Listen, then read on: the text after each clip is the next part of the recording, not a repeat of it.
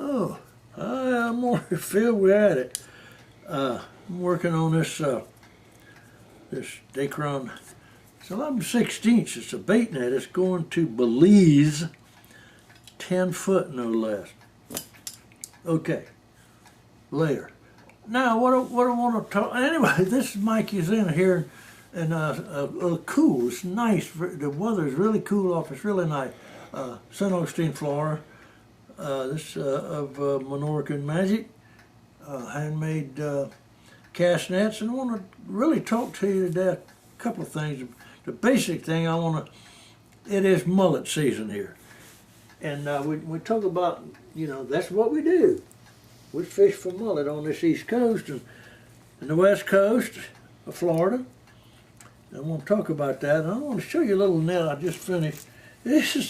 These people, I keep getting these calls, these guys wanting these 10-foot nets to go throw off of a seawall and catch a mess of fish to eat. Now, what in the world do you want with a 10-foot net? I mean, commercial people, yeah, or these guys that go, macho guys that go fish out of these boats. But this is a little 6.5 foot Dacron net. 15/32 is the mesh size, not at 1 inch, not to knot. As you can see, it's ready to go. But this is just a pretty little net. It's all I can handle. I can tell you what. But in my day, when I was doing a lot of mullet fishing, I fished with a 7.5 foot net. That's the biggest net I fished. Because that's all you needed. The darn mullet was so thick. I mean, I have gone on that beach at night. At night they come right to shore. And you ride along in your old beach buggy and you shine your light in the water. When that light hits them, they go crazy. They start jumping. Well, you shut it down, you jump out, you get your net, and you run down there. I have in a 7.5 foot net, and these were small now. It was in July. They were small, but I would catch them and was smoking them. I have caught 100 in one cast. 100 in a 7.5 foot net. But now we're talking in 2 feet of water, right on shore. So what in the world do you need with a 10-foot net to catch a few fish? But anyway, this is a pretty little net. It's made out of braided Dacron. Love this color. This is pink. To me, it looks like a rose color. Then I topped it off with the blue. Blue is a pretty, but it's hard for me to see. I have trouble seeing it. But anyway, this little net, it's ready to go. But we're going to forget that. What I want to talk to you about today is the Mullet Run. I know if you haven't heard of the Mullet Run, believe it or not, there's people that haven't. I guess you wouldn't if you live somewhere other than around the East Coast. I guess they have. I know one thing. Mullet Run starts in North Carolina. It starts in late August, and they start their migration in late August. They travel. They love northeast wind. They travel. Fish move with a northeast wind, and they travel north to south. That is why it wasn't no brainer. When I used to fish, I'd get out in that surf and start walking north, and they'd be coming towards you, and you'd see them break, and you try to outsmart them, because when they break, they turn. So they're going to go around you. So you have to. I'm talking about the bigger fish. You don't have to worry about that with the small one. But anyway, they start their migration. They start in North Carolina, and they work south. They come right on up the coast. Down the coast, I should say, and they come on right on by, and they're not just coming from North Carolina, they're coming from South Carolina, they come from Georgia, Florida. The migration goes right on south, goes around the Florida Peninsula and into the Gulf. It terminates into the Gulf, I don't know, perhaps up Pensacola. I know they have some big mullet, same big mullet in Pensacola, and they get bigger as they go. Those fish in late August aren't real big. Mullet don't start rolling And mullet roe it commands a high price now. It's very expensive. And I can remember selling them $5 a gallon. Believe it or not. That was in 1958 or 59 or so.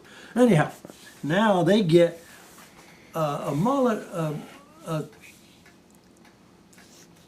3 or 4 pound mullet, the roe a full roe will weigh 4 ounces.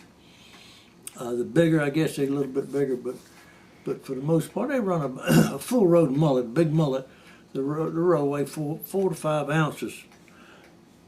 They get anywhere $12, $15 on the market, retail, for one roe. Okay. The people in I think it's Japan have taken a liking to the mullet roes, and they're gobbling up the stuff here, and the guys are getting a good price for them. Hats off to them. But the only thing that aggravates me is why they're being allowed to go over there and catch the little finger mullet. When I call finger mullet, that's a little mullet about this long. Everything likes a mullet for bait. Freshwater catfish love mullet. I've fished trout lines just for catching the fish to eat.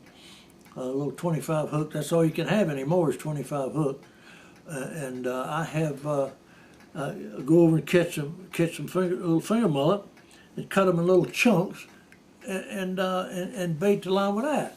The brim and stuff can't eat it off, and the catfish love them. All right, let's get back to the mullet run. Now, if you want to learn more about it, if you do a Google search and just put mullet run, that's all you have to put, and you're going to be amazed at the pictures, videos you're going to see of these massive schools of mullet, all sizes. They get right up on the beach. Tarpon follow them, sharks follow them, pelicans, porpoise, big jack cavale. Oh heck, what's that other thing that? Barracuda? Oh yeah, barracuda. Barracudas don't usually around here. They don't usually come to shore. They stay out in the deep water. What's that fish you caught in the net over there? Snook. Snook. Big snook will feed on them too. But anyway, you'll see these videos, and they have drones now that they video this action of these tarpon just laying in these massive schools of fish just going down the coast. They really get thick down around Cocoa and down from Titusville, Cocoa, West Palm, going on down, anyway, so it's a sight to see. You'll enjoy seeing it, so you'll really understand. And this is a once a year. Like I say, it starts in late August and continues. It maxes out usually by the end of November. Usually it's over. They're about where they're going to go. I get phone calls from guys all over the place that like to talk fishing with me, and I enjoy because every time I talk to somebody, I learn something. You never stop learning. You learn how they do things. I had a guy call me from somewhere on the West Coast down South Florida, and he's telling me that Mullet Run's already started there. I thought it'd be a little early there, but not really. You think about August; they've had a whole month, to go. But he said the roes, normally up here, it's the middle of August before the roe actually gets big enough to eat. They get about this big, about the middle of August. Then they get, they'll get this long and that darn big around. They get big. Like I say, 4 or 5 ounces for a roe. And now we've talked about the roe. We got to talk about the male. What they call a melt. They call it a male roe. It's melt. It's sperm is what it is. The mullet, the female mullet lays the eggs on the bottom, and the male fish squeezes the sperm down on top of it to fertilize the eggs. That's the way it works. Well, that's the way it works with all fish. Anyhow, so I have eaten. I used to like to eat them things, but I don't know. I lost the taste for them. One thing about mullet roe is when you fry them, beware, they pop. When they get in that, when they start cooking in that grease, they have a tendency to pop little holes in that membrane is covering them millions of little fish eggs that's in there. And you have to watch how you cook them. My poor mother, she used to hate. My father loved mullet roe and grits. That was his favorite. He loved mullet roe and grits. So anyway, I think I've covered everything that I wanted to cover on that. I do want to, one of these days we want to go over to the beach, and the wind keeps blowing here. We can't, we tried to do a video a couple of weeks ago, and the background noise was so bad I couldn't use it because the waves pounding and stuff was louder than me talking.